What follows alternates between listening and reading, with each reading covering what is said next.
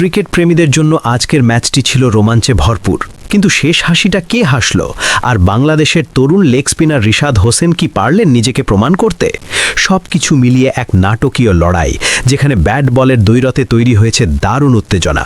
চলুন জেনে নেওয়া যাক পুরো গল্পটা। পিএসএলের আরেকটি গুরুত্বপূর্ণ ম্যাচে রাওয়ালপিন্ডিজের জার্সি গায়ে নামেন রিশাদ হোসেন।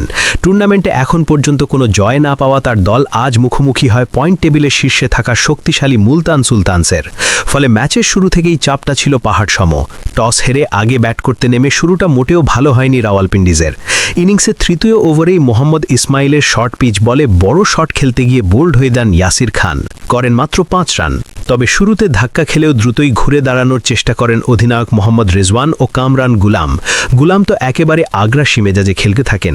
পঞ্চম ওভারে ১ ছক্কা ও ১ চার মেরে দলকে এগিয়ে নেন, কিন্তু ভালো শুরুর পর বেশিক্ষণ টিকতে পারেননি রেজওয়ান। আরাফাত মিনহাজের বলে এলবিডব্লিউ হয়ে ফিরে যান ১৩ বলে ১৯ রান করে। আম্পায়ারের সিদ্ধান্ত চ্যালেঞ্জ করেও লাভ হয়নি তার। পাওয়ার প্লে শেষে ২ উইকেট হারিয়ে স্কোরবোর্ডে জমা পড়ে ৫২ রান। এরপর আবদুল্লাহ ফজল কিছুটা আশা জাগালেও সেটি দীর্ঘস্থায়ী হয়নি। অন্য প্রান্তে কামরান গুলাম দায়িত্ব নিয়ে খেলছিলেন, কিন্তু ৩৫ রানে তাকে থামিয়ে দেন ফয়সাল আকরাম। মাঝে ড্যারিল মিচেল দ্রুত আউট হলেও ম্যাচে নতুন উত্তেজনা যোগ করেন ড্যান ফরেস্টার। ১৩তম ওভারে টানা ৩ ছক্কা হাঁকিয়ে দর্শকদের উচ্ছ্বাসে মাতিয়ে তোলেন তিনি। মাত্র ১১ বলে ২৪ রানের ঝোড়ো ইনিংস খেলেন এই ব্যাটার।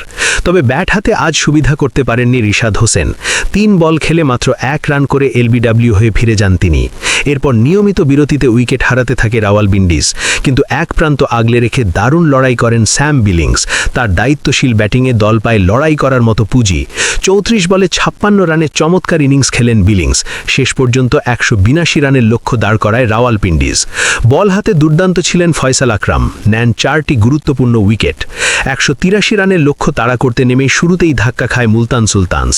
ইনিংসের দ্বিতীয় ওভারেই মোহাম্মদ আমিরের বলে ক্যাচ তুলে দিয়ে ফিরে যান স্টিভেন স্মিথ। তবে এরপরই ম্যাচের মোড় ঘুরিয়ে দেন ওপেনার সাহেবজাদা ফারহান। শুরু থেকেই আগ্রাসী ব্যাটিং করে রাওয়ালপিন্ডিজের বোলারদের ওপর চড়াও হান তিনি। তার সঙ্গে যোগ দেন জশ ফিলিপস।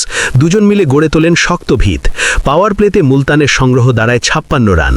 ষষ্ঠ ওভারে আমিরকে টানা ২ ছক্কা হাঁকিয়ে নিজের ইঙ্গিত স্পষ্ট করে দেন ফারহান, আজ তিনি থামার পাত্র নন। সপ্তম ওভারে বোলিংয়ে এসে প্রথম ওভারেই নিয়ন্ত্রিত পারফরম্যান্স দেখান রিশাদ, খরচ করেন মাত্র ৪ রান। কিন্তু পরের স্পেলে এসে পুরো চিত্রটাই বদলে যায় রিশাদের।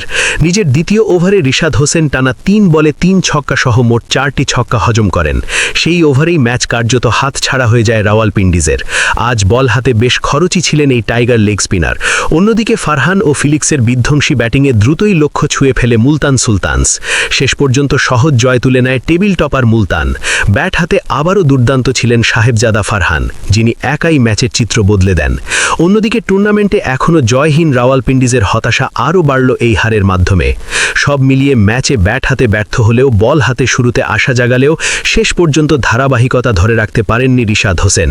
তবে তরুণ এই স্পিনারের প্রতিভা নিয়ে কোনো সন্দেহ নেই। সময়ই বলে দেবে কবে তিনি পুরো ম্যাচ জুড়ে নিজের ছাপ রাখতে পারবেন।